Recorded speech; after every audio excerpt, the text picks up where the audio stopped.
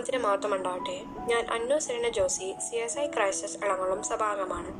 Johnny 2 സാംസിന്റെ 78-ാം ദിവസത്തിലേക്ക് ഏവർക്കും സ്വാഗതം.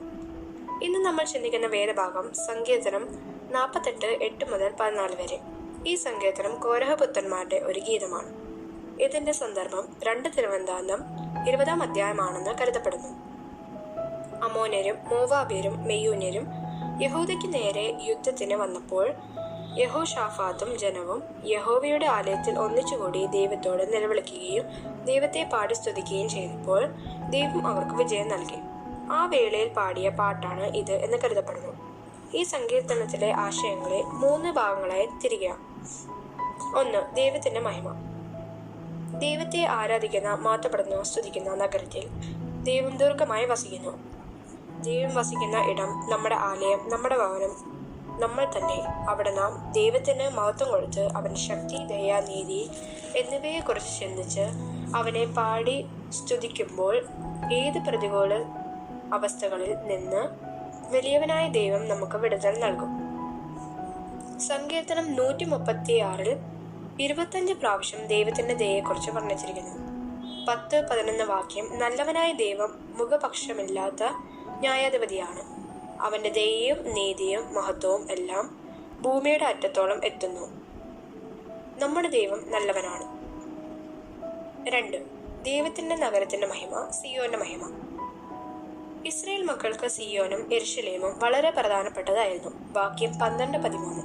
സിയോനെ ചുറ്റി നടന്ന് പ്രദക്ഷിണം ചെയ്യുവേൻ, അതിന്റെ ഗോപുരങ്ങളെ എണ്ണുവേൻ, വരുവാനുള്ള തലമുറയോട് അറിയിക്കേണ്ടതിന് അതിന്റെ കൊത്തളങ്ങളെ സൂക്ഷിച്ച് അരമനകളെ നടന്നു നോക്കുവേൻ. സങ്കീർത്തനം 122 137 യെരൂശലേമിനെയും സിയോനെയും കുറിച്ച് പറഞ്ഞിരിക്കുന്നു. സിയോൻ ദാവീദ് രാജാവിന്റെ ഭരണകേന്ദ്രമായിരുന്നു. 2 ശമൂവേൽ 5:7. അതിന്റെ മഹിമ വളരെ വലുതായിരുന്നു. എന്നാൽ നാം കാത്തിരിക്കുന്ന സിയോന്റെ മഹിമ ഒരിക്കലും നശിച്ചു പോകാത്തത് ആണ്.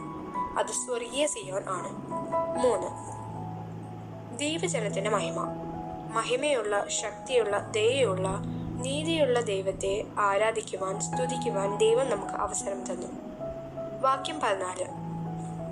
ഈ ദൈവം എന്നും എന്നേക്കും നമ്മുടെ ദൈവമാകുന്നു. അവൻ നമ്മെ ജീവപര്യന്തം വഴി നടത്തും.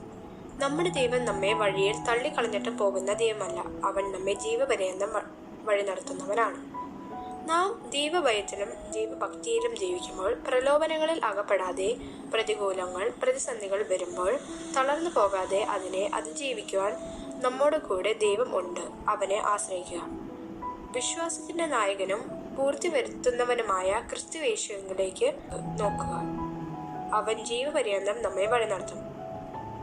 സ്വർഗീയ സിയോനിലേക്കുള്ള തീർത്ഥാടകരായിരിക്കുന്ന നമുക്ക് ദൈവം വസിക്കുന്ന സിയോനിൽ എത്തിച്ചേരുവാനും അതിന്റെ മനോഹാരിത ആസ്വദിക്കുവാനും അവനോടൊപ്പം വസിക്കുവാനും ദൈവത്തിന്റെ പരിശുദ്ധാത്മാവ് മുഖാന്തരം സാധിക്കുമാറാകട്ടെ. ആമേൻ.